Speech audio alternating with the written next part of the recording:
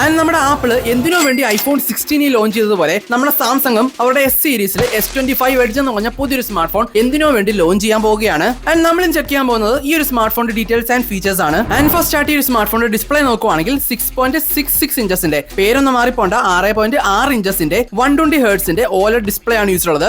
HDR10+നോടൊപ്പം 162 ഗ്രാമിന്റെ വെയിറ്റിലാണ് ഈ ഒരു smart phone വരുന്നത്. അതുപോലെ IP68 water and dust proof ഒക്കെ ഈ ഒരു സ്മാർട്ട് ഫോണകത്ത് സപ്പോർട്ട് ചെയ്യുന്നുണ്ട്. ആൻഡ് അതുപോലെ സാംസങ് S25 എഡ്ജിന്റെ ക്യാമറ ഡിപ്പാർട്ട്മെന്റ് ചെക്ക് ചെയ്യുവാണെങ്കിൽ സെൽഫി ക്യാമറ ആയിട്ട് 10 മെഗാപിക്സലിന്റെ 26mm സപ്പോർട്ട് ചെയ്യുന്ന വൈഡ് ആംഗിൾ ലെൻസ് ആണ് യൂസ് ചെയ്തിട്ടുള്ളത്. ആൻഡ് ഈ ഒരു പഞ്ച് ഹോൾ ക്യാമറ യൂസ് ചെയ്തുകൊണ്ട് 4K 30 അല്ലെങ്കിൽ 60 FPS HDR വീഡിയോസ് ഒക്കെ സപ്പോർട്ട് ചെയ്യുന്നുണ്ട്. അതുപോലെ നമ്മുടെ മെയിൻ ക്യാമറ ചെക്ക് ചെയ്യുവാണെങ്കിൽ ആപ്പിൾ iPhone 16 ഒരു ക്യാമറ കൊടുത്തിട്ടുള്ളൂ എങ്കിൽ നമ്മുടെ ഒരു സ്മാർട്ട് ഫോണിനകത്ത് 2 ക്യാമറയാണ് മെയിൻ സെൻസർ ആയിട്ട് യൂസ് ചെയ്തിട്ടുള്ളത്. ആദ്യമായിട്ട് 200 മെഗാപിക്സലിന്റെ wide angle PDAF and OS support ചെയ്യുന്ന ലെൻസ് ആണ് കൊടുത്തിട്ടുള്ളത്. ലാസ്റ്റ് ആയിട്ട് 12 മെഗാപിക്സലിന്റെ അൾട്രാ വൈഡ് ലെൻസ് ആണ് യൂസ് ചെയ്തിട്ടുള്ളത്. ഈ ഒരു മെയിൻ ക്യാമറയ്ക്കകത്ത് HDR അതുപോലെ പാനോരമ ഒക്കെ സപ്പോർട്ട് ചെയ്യുന്നുണ്ട്. അതുപോലെ മെയിൻ ക്യാമറ യൂസ് ചെയ്തുകൊണ്ട് ആപ്പിൾ ഇതുവരെയും കൊണ്ടുവരാത്ത 8K 30 FPS സപ്പോർട്ട് ചെയ്യുന്നുണ്ട്. അതുപോലെ തന്നെ 4K 30, 60, 120 FPS ഒക്കെ സപ്പോർട്ട് ചെയ്യുന്നുണ്ട്. അതുപോലെ തന്നെ ഡോൾബി സൗണ്ട് ഫീച്ചേഴ്സ് ഒക്കെ ഈ ഒരു സ്മാർട്ട് ഫോണിനകത്ത് അവൈലബിൾ ആണ്. ആൻഡ് നെക്സ്റ്റ് ആയിട്ട് ഈ സ്മാർട്ട് ഫോണിനകത്ത് യൂസ് ചെയ്തിട്ടുള്ള പവർഫുൾ ചിപ്സെറ്റ് വൈസ് നോക്കുവാണെങ്കിൽ S25 സീരീസിലെല്ലാം തന്നെ കൊടുത്തിട്ടുള്ള Snapdragon 8Elite ആണ് ഈ ഒരു സ്മാർട്ട് ഫോണിനകത്ത് യൂസ് ചെയ്തിട്ടുള്ളത്. 7 കോർ CPU